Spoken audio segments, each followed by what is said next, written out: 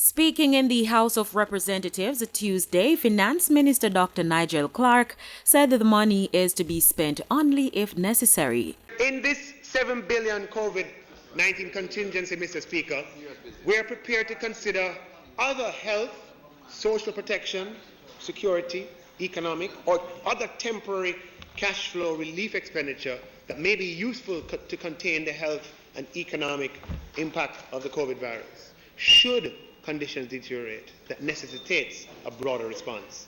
For example, Mr. Speaker, among the measures that the government is prepared to consider in the event of an outbreak would be expansion of our cash or in-kind transfers to vulnerable population.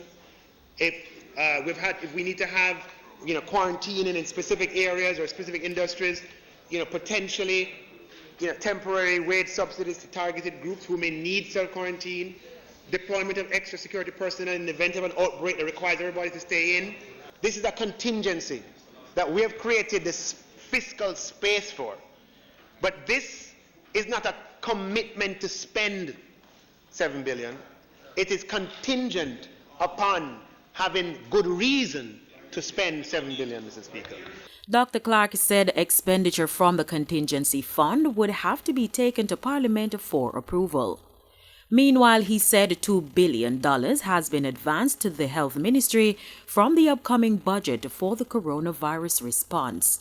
It will include expenditure, Mr. Speaker, to procure adequate medical and other supplies, to procure essential medical equipment, to improve the capacity of our public health facilities across the island, to handle existing caseload in the context of COVID-19, and to prepare facilities for quarantine.